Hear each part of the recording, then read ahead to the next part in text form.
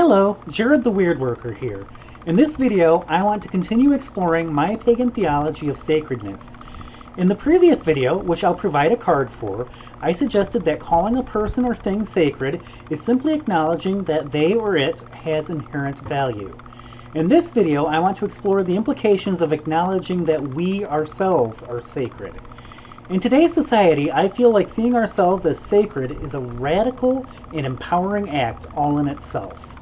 We live in a society that is heavily influenced by religious traditions that encourage self-negation and even self-loathing. Our society tells us that our value and worth is determined by some external source, a deity, what we do, what we offer others. In capitalism, our value is often determined by what we produce and how that can be consumed by others. It's exploitative to the extreme.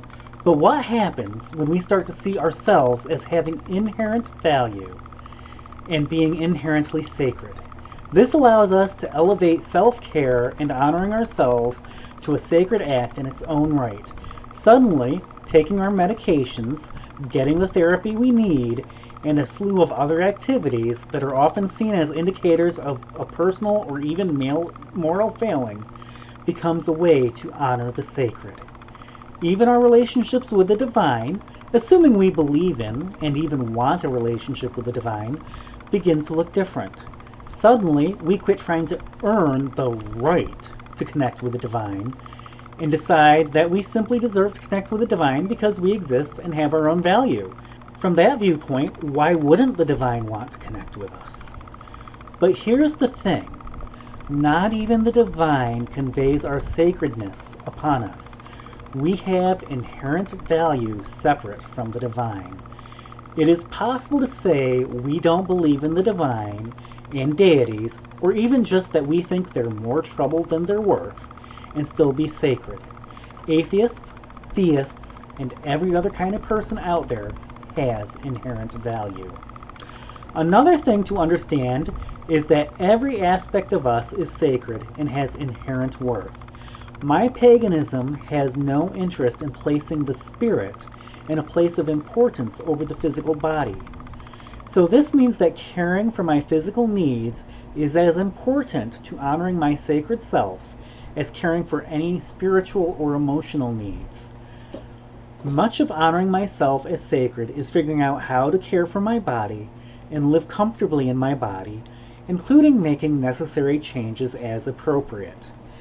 A note on that statement.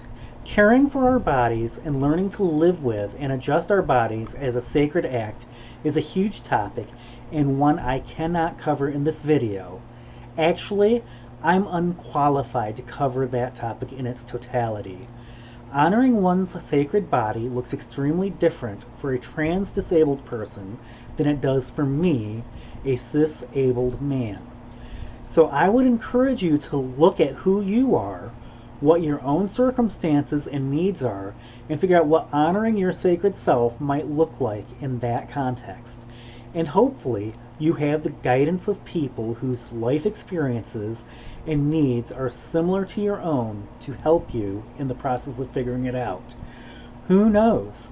Maybe you will feel inclined and encouraged to share a glimpse into what that looks like, either the process, the results, or both, in the comments below. Okay, I'm a devotee of Freya, so I couldn't do this video and not talk about the sacred sexual self. A few weeks ago, I sent out the following tweet on Twitter.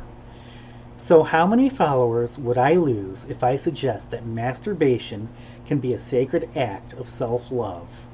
Because you know what? It can be. I went on to explain that for many of us, sexual gratification is a basic human need, and that self-pleasure is a great way of both meeting that need and honoring it as a part of our sacred selves. This is every bit as sacred as caring for our needs for food, water, stability, and whatever else our personal circumstances require to keep us alive and operating the best that we can, physically, mentally, and emotionally. Our sexual nature, whatever that nature may be, has inherent value and is therefore sacred just as much as every other aspect of us, and I'm grateful that I follow a religion that recognizes and celebrates that fact. I think our society would be better off if everyone acknowledged their own sexual needs, or lack thereof for those who are uninterested in sex, and sought out healthy ways to fulfill them.